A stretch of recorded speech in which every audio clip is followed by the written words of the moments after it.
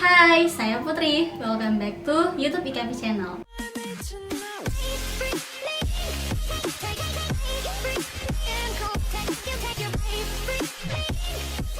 Bersama saya, kali ini kita akan membahas tentang mulai diberlakukannya Undang-Undang HPP Nomor 07 Tahun 2021 pada tahun depan, di mana setiap penghasilan yang tidak berupa uang akan dikenakan pajak atau yang biasa disebut natura atau kenikmatan.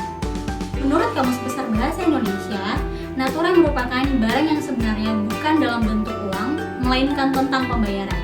Dalam Undang-Undang HPP Nomor 7 Tahun 2021 Pasal 4 Ayat 1, yang menjadi objek pajak adalah penghasilan, yaitu setiap tambahan kemampuan ekonomis yang diterima atau diperoleh wajib pajak, baik yang berasal dari Indonesia maupun dari luar Indonesia, yang dapat dipakai untuk konsumsi atau untuk menambah kekayaan wajib pajak yang bersangkutan dengan nama dan dalam bentuk apapun, termasuk yang pertama, penggantian atau imbalan berkenaan dengan pekerjaan atau jasa yang diterima atau diperoleh, termasuk gaji, upah, tunjangan, honorarium, komisi, bonus, gratifikasi, uang pensiun, atau imbalan dalam bentuk lainnya, termasuk natura atau kenikmatan, kecuali ditentukan lain dalam undang-undang ini.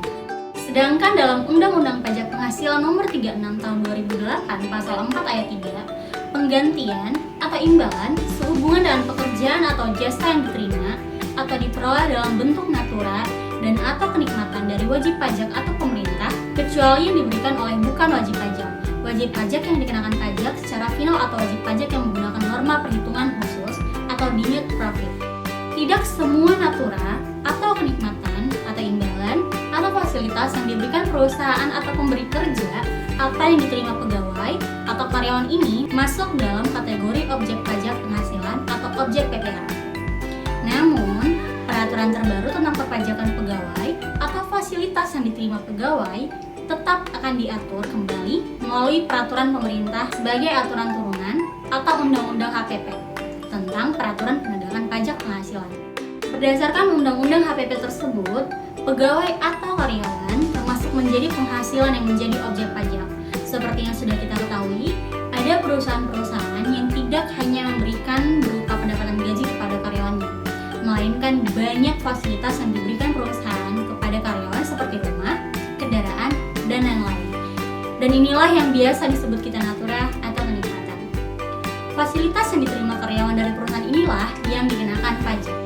Jadi, natura pajak ini dikenakan atas fasilitas yang diterima wajib pajak pribadi, baik itu pekerja dalam hal ini, karyawan, maupun pemilik usaha atas perusahaan yang didirikannya. Dalam Undang-Undang HPP Nomor 7 Tahun 2021 Pasal 4 Ayat 3, natura atau kenikmatan yang tidak termasuk dalam objek pajak yaitu penggantian atau imbalan sehubungan dengan pekerjaan atau jasa yang diterima atau diperoleh dalam bentuk natura dan atau kenikmatan meliputi makanan, bahan minuman, dan atau minuman bagi seluruh pegawai. Yang kedua, natura yang disediakan di daerah tertentu.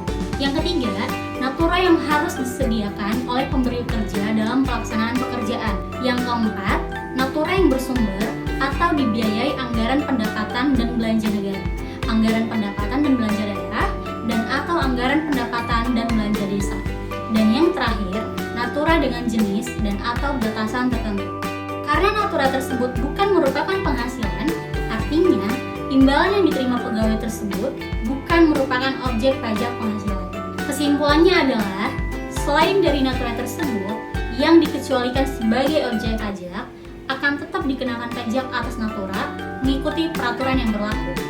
Pemerintah memberikan tanggapan dengan diberlakukannya natura pajak ini karena selama ini karyawan yang menerima fasilitas dari perusahaan tidak menjadi bagian dari penghasilan yang dilaporkan dalam SPT pajak karena bentuk penerimaannya tidak berupa uang.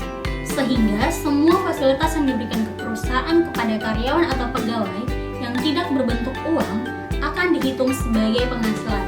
Karena fasilitas itu dianggap sebagai penghasilan, maka fasilitas yang diterima tersebut akan menjadi objek yang dikenakan pajak dan harus dilaporkan dalam SPT tahunan.